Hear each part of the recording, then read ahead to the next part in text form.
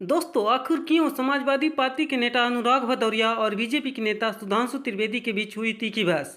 सुधांशु त्रिवेदी ने अनुराग भदौरिया की ऐसी इंसल्ट की जिसे देख अनुराग भदौरिया आग बबूला हो गए। तो आइए हम इस डिबेट में देखते हैं कि कैसे सुधांशु त्रिवेदी ने अनुराग भदौरिया की बेइज्जती की है। तो चलिए शुरू करते हैं इस डिबेट को। कि आतंकवाद के साथ चलते हुए वार्ता कभी नहीं होगी और ये 11 वर्ष ऐसे रहे। एकमात्र 11 वर्ष हैं आजादी के बाद आज तक जब पाकिस्तान से कोई औपचारिक द्विपक्षीय वार्ता, ऑफिशियल बायलैटरल डायलॉग नहीं हुआ। ये बड़ी अच्छी बात कही है। हाँ, मगर जो डायलॉग हुआ है वो जानते क्या हुआ है? अभी आपने दिखाया ना कि मरकज सुबहान अल्लाह जो उनका हेडक्वार्टर था वो ध्वस्त कर दिया गया। तो एक जमाने में उधर से भी सुबहान अल्लाह वाले कार्रवाई करते थे और यहां बैठ के अमन की आशा उड़ाने वाले भी सुबहान अल्लाह करते थे। सही पकड़े हैं। अब वक्त बदल गया है। वक्त ये बदला है कि उधर वाले जो सुबहान अल्लाह बोल रहे थे अब वो इस धमाके के बाद या अल्लाह बोल रहे हैं।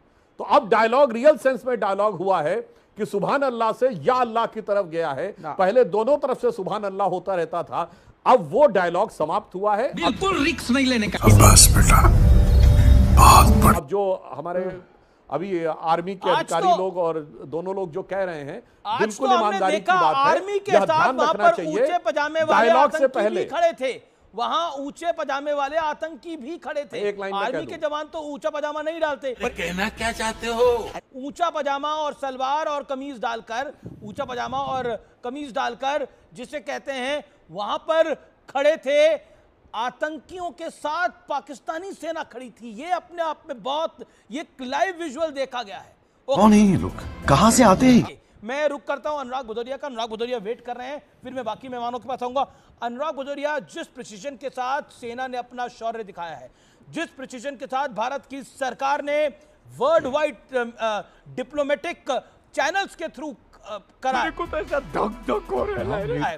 ये अपने आप में मैसेज है। जो लोग मजाक उड़ा रहे थे भारत की सरकार का, भारतीय सेना का, इसमें आपके नेता भी कुछ थे। देखिए, हिंदुस्तान की सेना ने फिर एक बार अपना शौर्य दिखाया है। बात तो सही है। और पाकिस्तानियों के दिल में तिरंगे का खौफ बैठाया है। बताया है पाकिस्तान को, हम धर्म देख के नहीं मारते, हम कर्म देख के मारते हैं। हम उन्हें मारते हैं जो आतंकी हैं और घुस के मारते हैं। इसलिए हम अपनी देश की सेना को बधाई देते हैं। भाई ने बोला करने का तो करने का, धन्यवाद देते हैं कि उन्होंने हमारे जो ऑपरेशन सिंदूर है और हमारे जो बहनों का सिंदूर जिन्होंने उजाड़ा था, जिनकी वजह से उजड़ा था, उनके घर में जाके मारा है। और मैं सुधांशु जी से भी यही कहूँगा, पूरा हिंदुस्तान सरकार के और फौज के साथ खड़ा है। फौज की जो एक्टिविटीज है उस पर पूरे हिंदुस्तान को नाज है। बस बेटा, बहुत बड़ी। लेकिन सुधांशु जी, राजनीति मत कीजिए। पहले क्या हुआ था, नहीं हुआ था, आज की बात कीजिए। आज की फौज जिस तेजी से, जिस कामयाबी के साथ पाकिस्तान पर उसने हमला किया और जो बदला लिया है, इसके लिए फौज की तारीफ बनती है और सबको करना चाहिए। हम सब फौज के साथ खड़े हैं। इतनी खुशी। सवाल ये भी है कि जब हम देश की बात होती है, जब राष्ट्र की बात होती है, और आपने देखा होगा कि जब यहाँ पे सर्वदलीय बैठक की मीटिंग हुई थी, तभी सभी दलों ने, सभी प्रमुख दलों ने कह दिया था, सभी प्रमुख नेताओं ने कह दिया था, सरकार आप आगे बढ़ो, आप आगे बढ़ो, हम आपके साथ हैं। लेकिन आपकी आदत है कि छोटी छोटी बातों को लाके फलाने ने ये बोला, ठिकाने ने ये बोला। तो एक्साइटमेंट में आकर, अरे एक्साइटमेंट मतलब क्या? अरे बड़े नेताओं ने क्या बोला? बड़े नेताओं ने आपको पूरा का पूरा कहा हम आपके साथ हैं। आज भी आपके साथ हैं, आज सरकार के साथ रहेंगे। हम देश की सेना के साथ खड़े हैं, राष्ट्र के साथ खड़े हैं। और अच्छा लगा, पूरा हिंदुस्तान को गर्व हो रहा है भारत की सेना पे कि सेना ने घुस के मारा है। निकल, पहली फुर्सत में निकल। मारना भी चाहिए। दरिंदे जिस तरह से घुस के हमारे 26 लोगों को मार के चले गए, हमारी बहनों को विधवा करके चले गए, हमारे छोटे बच्चे के सामने उसके बाप को, उनके पिताजी को मार के चले गए। ये जिम्मेदारी बनती भी थी और उन्होंने जिम्मेदारी निभाई है देश की सेना ने। इसलिए देश की सेना को मैं सैल्यूट करता हूं। सुधांशु जी रिप्लाई। और मुझे लगता है राजनीति नहीं करनी चाहिए। सुधांशु जी, हाथ जोड़ के निवेदन है, ये वक्त कहना क्या चाहते हो? राजनीति का नहीं है, तो कृपया राजनीति मत कीजिए। हम सब एक साथ हैं और एक साथ रहेंगे, राष्ट्र के साथ हैं, और आप आगे बढ़ो, हम साथ हैं।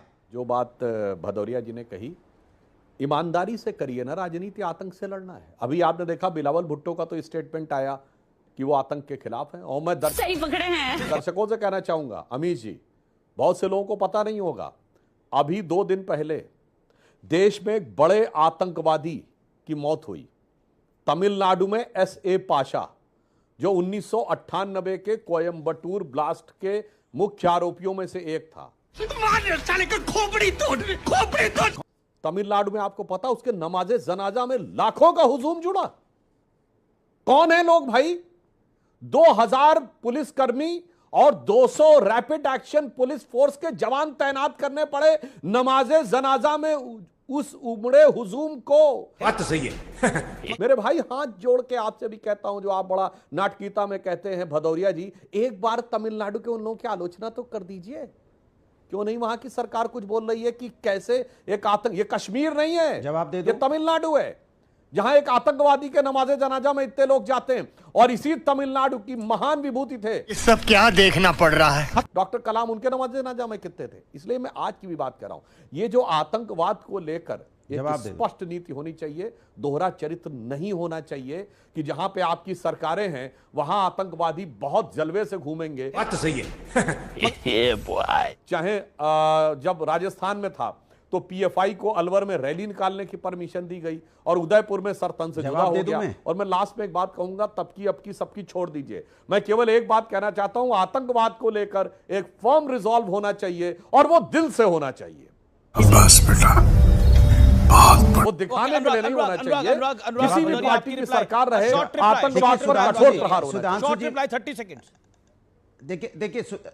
देखिए सुधांशु जी, मैंने आपसे पहले बोला कि आज हम लोग बैठे हैं देश की सेना के, जो सेना ने पराक्रम दिखाया है उसकी बात करने के लिए, उनकी तारीफ कौन है ये लोग, कहां से आते हैं? करने के लिए। लेकिन आपके अंदर से जो खून में जो राजनीति है ना, वो जाती ही नहीं है। अरे जब पूरा हिंदुस्तान आपके साथ खड़ा है, सरकार के साथ खड़ा है, फौज के साथ खड़ा है, फिर आप इधर उधर कहां भागते हो? मैं तो कोई बात नहीं करना चाह रहा हूं, मैं तो 20 गिना सकता हूं ना सरकार की कमियां। उत्तर प्रदेश में क्या हो रहा है मैं गिना सकता हूं ना, मैं नहीं गिनाऊंगा। कहना क्या चाहते हो? भाई ने बोला करने का तो करने का। क्योंकि आज हमारे 26 जो हमारी बहनें विधवा हुई थी, उनके खून का बदला लिया गया है, उनके सिंदूर का बदला लिया गया है। जिस तरह से उन्होंने हमारे भाइयों को शहीद किया था, हम उसके लिए यहां पे बैठे हैं। हम गिनाने नहीं बैठे हैं कि पहले क्या हुआ था, नहीं हुआ था, कौन कहां गया, कौन कहां नहीं गया। आज पराक्रम जो हमारी सेना ने दिखाया है, घुस के मारा है, घुस के मारा है पाकिस्तानियों को। उठा के पटकूंगा, उठा के पटकूंगा। इसलिए हम कह रहे हैं सेना पे हम गर्व करते हैं। हमारी बहनों का जो सिंदूर था, जो उजाड़ा था, उन्होंने हमारी बहनों के सामने आज उसका बदला लिया गया। इसलिए हम अपनी सेना पे गर्व कर रहे हैं। इसकी बात कीजिए ना बार बार। आप बार बार इधर उधर की बातें करेंगे तो 20 बातें हम भी गिना सकते हैं, लेकिन हम नहीं गिनाएंगे। ओके, ऑडियो निकल, पहली फुर्सत में निकल। ये क्लियर कट है, यानी जो हुआ 26/11 में उसमें भी कार्रवाई हुई है, जो हुआ पठानकोट में उसमें भी कार्रवाई हुई है। यानी जो आतंकी घटनाएं हुई, जो मोदी की रिजीम में नहीं भी हुई, सही पकड़े हैं।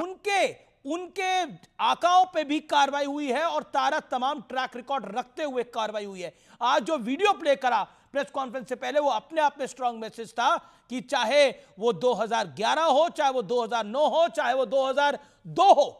बात तो सही है।